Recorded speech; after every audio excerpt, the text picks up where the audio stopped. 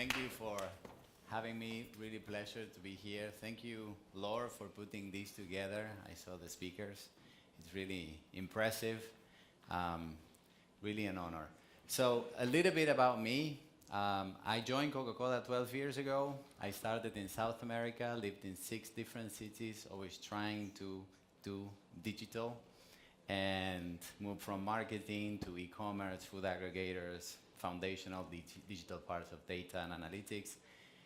Had a short-term assignment in Asia Pacific, and then they told me if I would move to China 1 year ago. So I think rather than getting some comments and reflections from an expert, what I'm about to share, it's 1 year of experience living in China, been working for so long in Coca-Cola. The first thing is our company is about scale. And although we are a global recognized brand, we remain proudly and humble in each market, as local as we can. I really enjoyed, Mark, when you were saying that there is not one China. My only experience in all the different places where I lived is that the first time when I joined the company and I go and I meet with the team, they say, yeah, we understand your experience, we understand digital is important, but we are different. And that is something everyone feels in their heart, and they're right. There are a lot of commonalities around the world. There are a lot of uniqueness around the world. And when you go to China, each city has its own identity. So Shanghainese will say that they're from Shanghai, and they're different from someone from Hangzhou or from Xi'an or from Shenzhen. And that's something that we feel it's part of our identity as a brand, and it's something that we want to bring to every market where we go.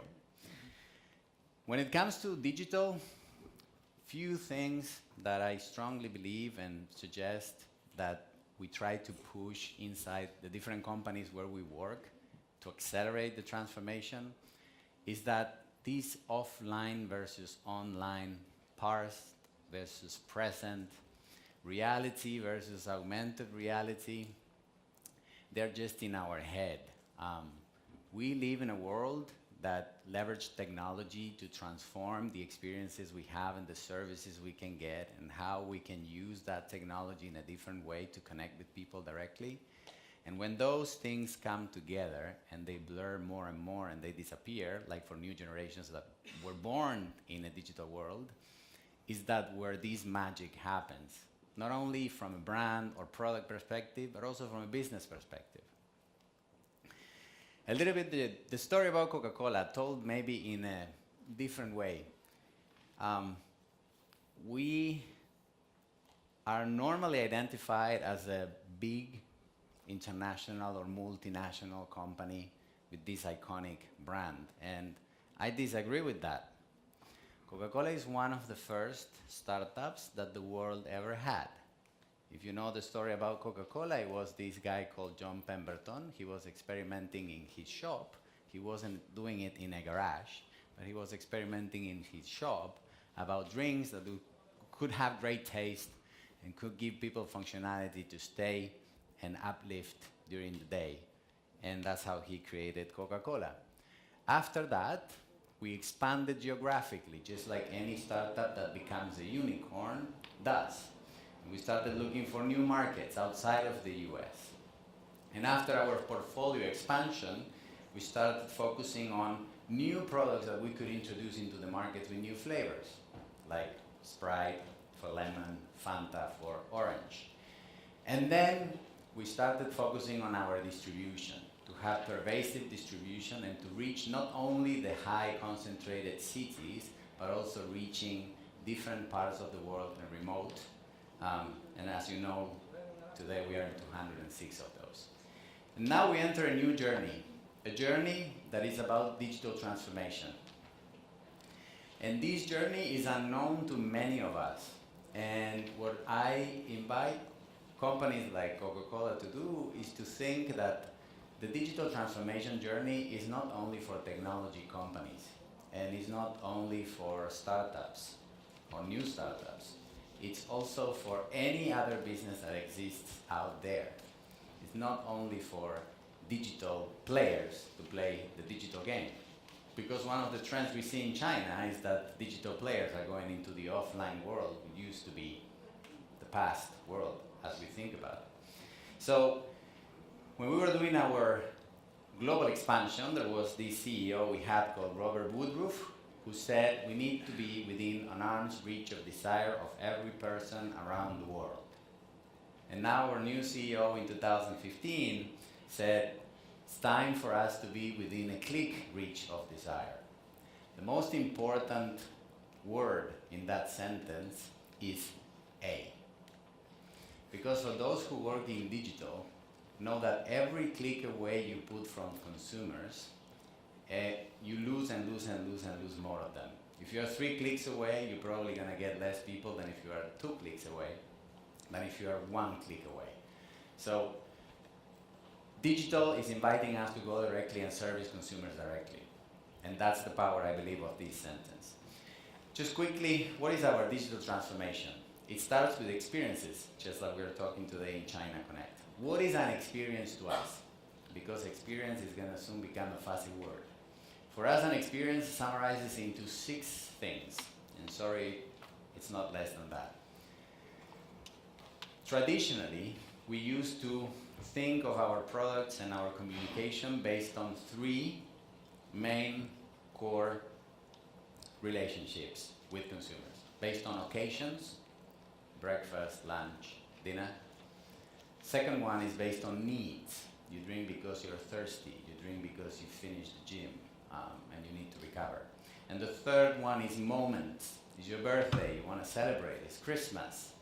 And those were the 3 traditional ways for us to understand how to target consumers and to prepare our communication to engage with them.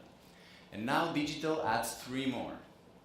And those other 3 are time, space, and taste.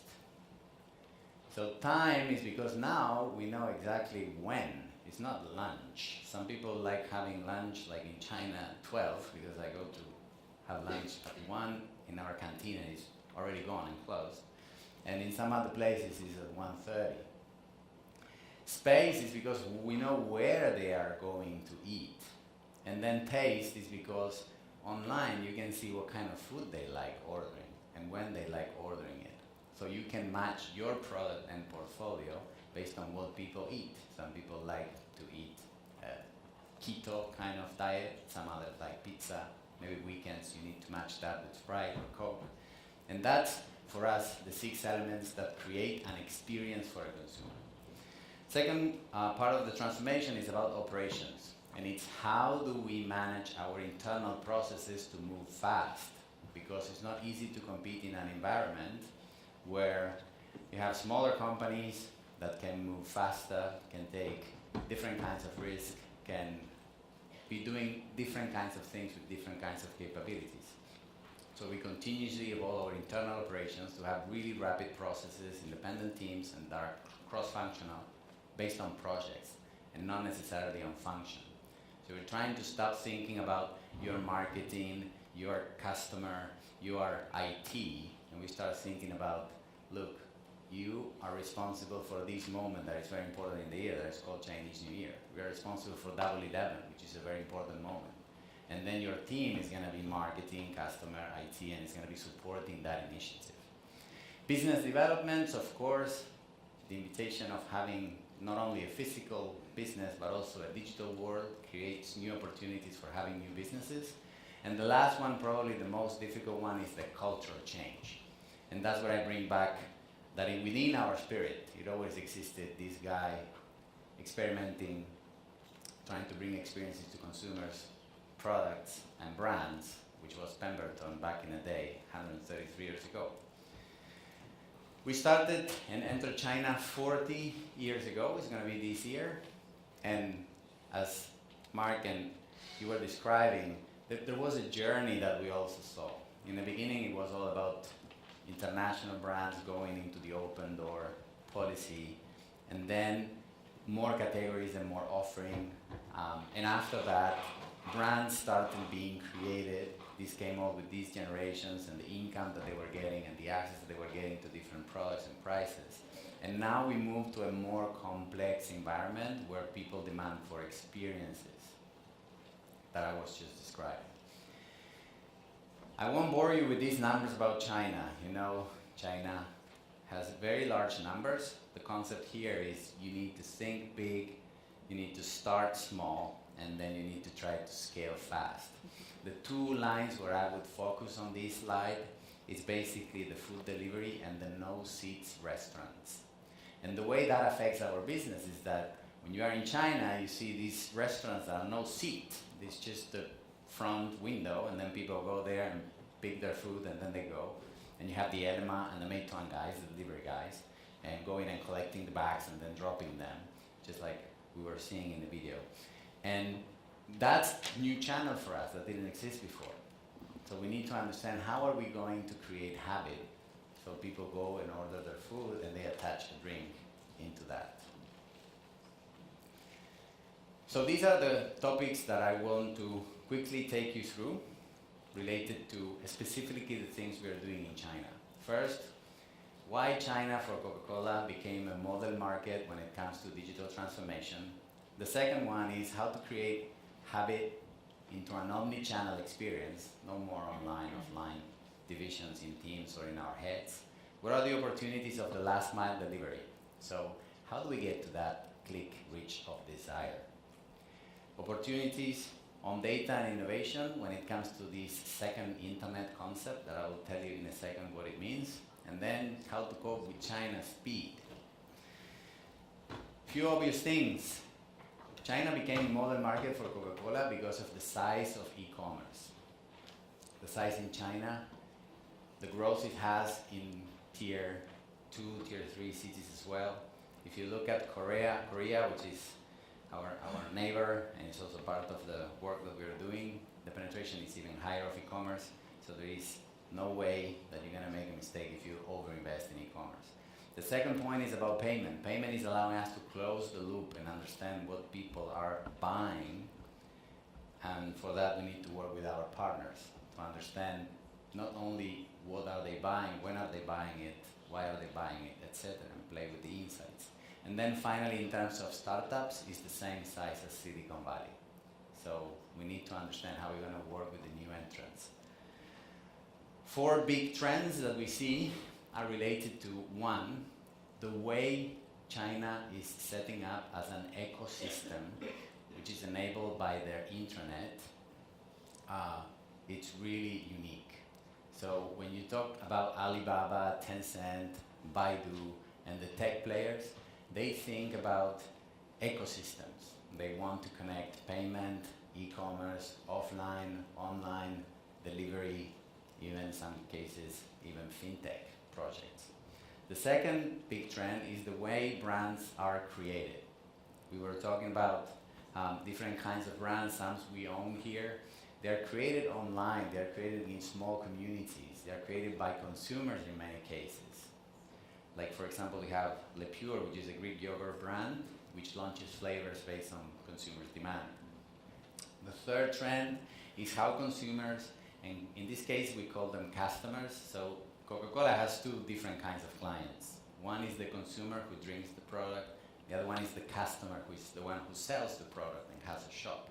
The customers now value working with us in a different way, and some of those customers are these digital giants, like Tmall is part of one of the digital giants, JD is part of the other digital giants. And finally, how shoppers order our products and how they pay for it.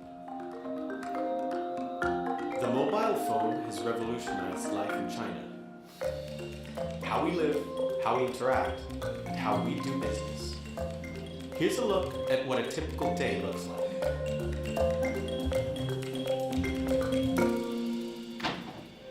It's morning, I need some breakfast, so I ordered some shallow about to be delivered.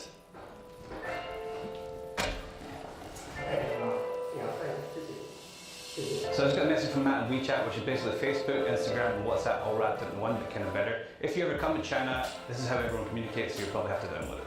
So I'm agreeing to meet Matt later, and I'm also noticed I'm out of coffee. So what I'm going to do is I'm going to use WeChat still, go into my favorite coffee supplier's account and order some new coffee to be delivered and pay, and that's all being done without leaving WeChat. I'm on the street. I left my money and wallet at home. I'm on my way to meet Alessio. Now, it's not too far, so I'm going to ride a bike. I do not own a bike, But that's not a big deal because I can walk up to any one of these dockless bicycles, scan the QR code, and be on my way for as little as 1 RMB an hour, people. Now, if I don't see any of these nearby, I can use a GPS locator to find the one nearest to me. I'm now at a self-service convenience store where you use your phone to pay for items that you want to buy. What a great opportunity for a snack. So, payment accepted. I've got a nice QR code here to let me next to the shop. Scan the QR code. Tells me what I bought. We're all set to go. After all these activities today, my phone is almost out of battery. So I'm going to have a look on this app and find the nearest battery dispensary to me. And we just take it out and plug her in and we are charging. Matt just told me to come be right. I'm just using my phone to get a Didi, which is like the Chinese Uber. In fact, Didi bought out Uber a few years back and got a taxi.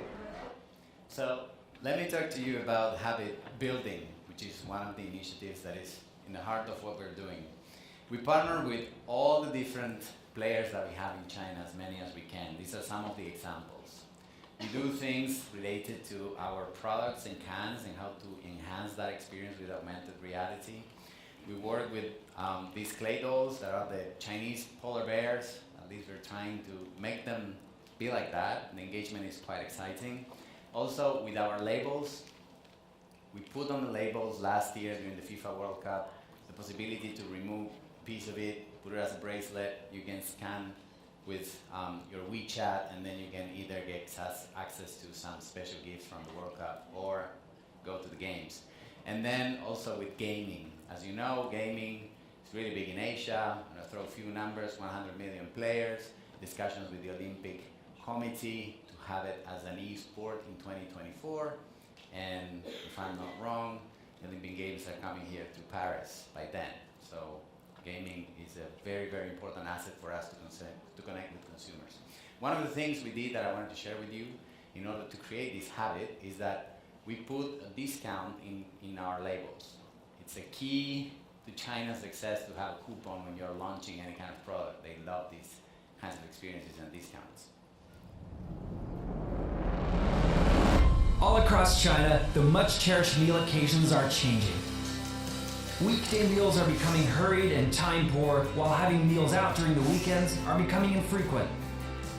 This has led to a faster growth rate in an on-demand food delivery service, which offers convenience and choice as compared to the restaurant food consumption. Leading the way is Ele.me from the Alibaba Group that aims to redefine urban life and make it better and more convenient. It offers nationwide access and an advanced 30-minute delivery network. The journey of Ele.me is also a journey shared with Coca-Cola. Reminder function to add Coca-Cola after ordering your food on Ele.me was a pilot launch that saw Coke incidents double. Moving forward, the strategy will be to build a meal ritual by synergizing the hook model. Purchase Coke in-store or restaurant. Scan the QR code to receive coupons to redeem Coke. Use the coupon to redeem Coke via Ele.me, in-store or restaurant for your next purchase, hence enabling an online to offline transaction. Ele.me, help people eat better, live better. Now together with Coca-Cola, also drink better. The augmented real thing, long time ago we used to say you can't beat the real things. This is for the 80s. And now with augmented reality we're going into a different dimension. We want to make a deeper experience when we engage with consumers. So we launched City Cans. City Cans is identifying 14 different cities across China that have a very strong personal identity. We're coming with new versions and new cities out of it.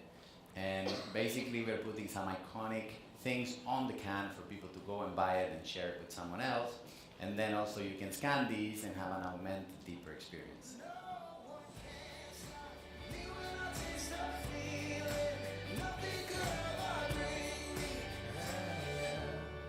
We did this together with WeChat and Tencent Group. Data and innovation in the second internet. I read this article about a second internet. When I used to live in the West or outside of China, I used to think that there is this thing called internet, the Western internet, and then there is this Chinese internet.